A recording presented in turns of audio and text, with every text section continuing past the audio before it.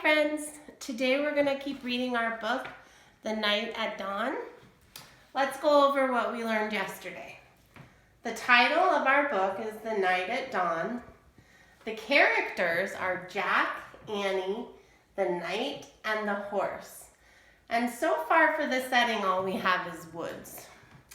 Remember yesterday, Jack and Annie went back to the woods to find the treehouse. They found the treehouse, climbed up, and Annie found her favorite book about castles. Jack didn't want her to make the wish, but she did. And now they just got to the castle. So let's find out what happens. Chapter 3, Across the Bridge. Annie was under the tree, looking across the foggy ground. The knight's riding toward that bridge, I think, said Annie. The bridge goes to the castle. Wait, I'll look it up, said Jack. Give me the flashlight. He took the flashlight from her and pulled the castle book out of his backpack. He opened to the page with the leather bookmark. He read the words under the picture of the knight.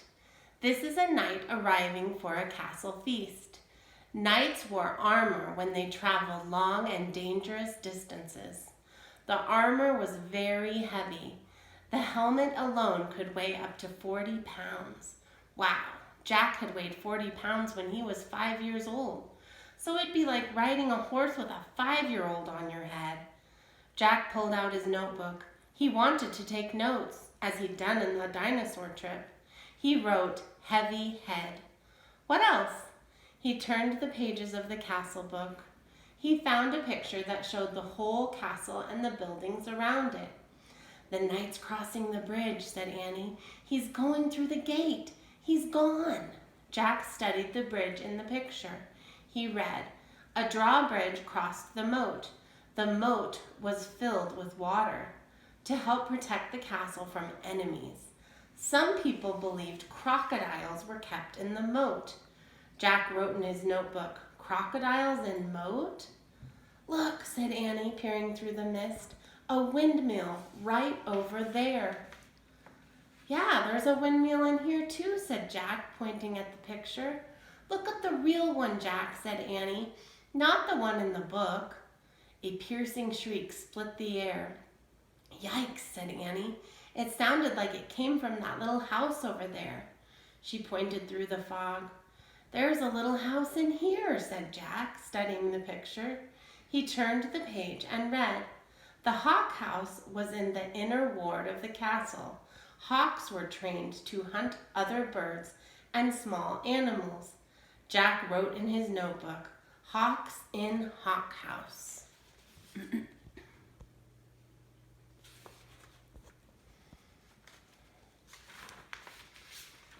We must be in the inner ward, said Jack. Listen, whispered Annie. You hear that? Drums, horns. They're coming from the castle. Let's go see. Wait, said Jack. He turned more pages of the book. I want to see what's really going on, Jack, not what's in the book, said Annie. But look at this, said Jack. He pointed to a picture of a big party. Men were standing by the door playing drums and horns. He read, fanfares were played to announce different dishes in a feast. Feasts were held in the great hall. You can look at the book. I'm going to the feast for real, said Annie. Wait, said Jack, studying the picture. It showed boys his age carrying trays of food, whole pigs, pies, peacocks with all their feathers. Peacocks? Jack wrote, they eat peacocks? He held up the book to show Annie. Look, I think they eat. Where was she? Gone again. Jack looked through the fog. He heard the real drums and the real horns. He saw the real hawk house, the real windmill, and a moat. He saw Annie dashing across the real drawbridge. Then she vanished through the gate, leading into the castle. Chapter 4, Into the Castle. I'm going to get her, muttered Jack. He threw his stuff into his pack and moved toward the drawbridge. He hoped no one would see him. It was getting darker. It must be night. When he got to the bridge, he started across. The wooden planks creaked under his feet. He peered over the edge of the bridge. Were there any crocodiles in the moat? He couldn't tell. "Halt!" someone shouted. A guard at the top of the castle was looking down. Jack dashed across the bridge. He ran through the castle gate and into the courtyard. From inside the castle came the sounds of music, shouting, and laughter. Jack hurried to a dark corner and crouched down. He shivered as he looked around for Annie. Torches lit the high wall around the courtyard. The courtyard was nearly empty. 2 boys led horses that clopped over the gray cobblestones. "Nay!" Jack turned. It was the knight's black horse. Psst. He peered into the darkness. There was Annie. She was hiding behind a well in the center of the courtyard. She waved at him. Jack waved back. He waited till the boys and horses disappeared inside the stable. Then he dashed to the well. "I'm going to find the music," whispered Annie. "Are you coming?" "Okay," said Jack with a sigh. They tiptoed across the cobblestones. Then they slipped into the entrance of the castle. Noise and music came from a bright room in front of them. They stood on one side of the doorway and peeked in. "The feast in the great hall," whispered Jack. He held his breath and stared in awe. A giant fireplace blazed at one end of the noisy room. Antlers and rugs hung on the stone walls. Flowers covered the floor. Boys in short dresses carried huge trays of food. Dogs were fighting over bones under the tables. People in bright clothes and funny hats strolled around the crowd. Some played funny-shaped guitars. Some tossed balls in the air. Some balanced swords on their hands. Men and women dressed in capes and furs sat in long, crowded wooden tables. "I wonder which one is the knight," said Jack. "I don't know," whispered Annie, "but they're eating with their fingers." Suddenly, someone shouted behind them. Jack whirled around.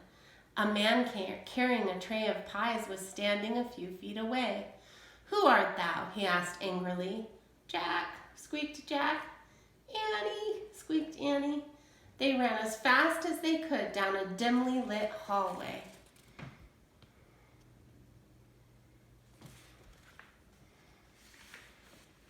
Chapter 5, Trapped. "Come on," cried Annie. Jack raced behind her. Were they being followed? "Here, quick!" Annie dashed toward a door off the hallway. She pushed the door open. The 2 of them stumbled into a dark, cold room. The door creaked shut behind them.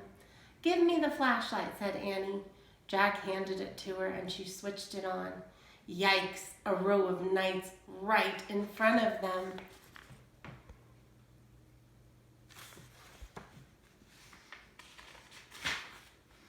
Annie clicked off the light. Silence.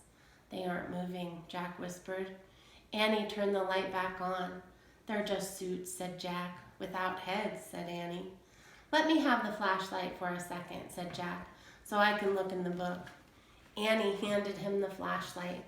He pulled out the castle book. He flipped through the pages until he found what he was looking for. Jack put the book away. "It's called the Armory," he said. "It's where armor and weapons are stored." He shined the flashlight around the room. "Oh man," whispered Jack. The light fell on shiny breastplates, leg plates, arm plates, on shelves filled with helmets and weapons, on shields, spears, swords, crossbows, clubs, battle axes. There was a noise in the hall. Voices. "Let's hide," said Annie. "Wait," said Jack. "I've got to check on something first." "Hurry," said Annie. "It'll just take a second," said Jack. "Hold this." He handed Annie the flashlight. He tried to lift a helmet from a shelf. It was too heavy. He bent over and dragged the helmet over his head. The visor slammed shut. Oh, forget it. It was worse than having a 5-year-old on your head. More like having a 10-year-old on your head. Not only could Jack not lift his head, he couldn't see anything either. "Jack!" Annie's voice sounded far away. "The voices are getting closer. Turn off the flashlight." flashlight, Jack's voice echoed inside the metal chamber. He struggled to get the helmet off. Suddenly, he lost his balance and went crashing into other pieces of armor. The metal plates and weapons clattered to the floor. Jack lay on the floor in the dark. He tried to get up, but his head was too heavy. He heard deep voices. Someone grabbed him by the arm. The next thing he knew, his helmet was yanked off. He was staring into the blazing light of a fiery torch.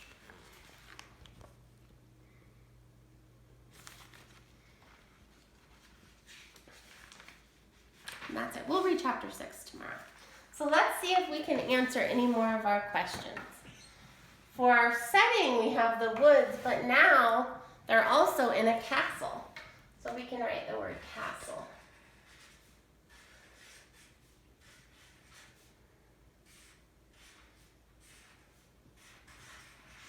So we have the night at dawn.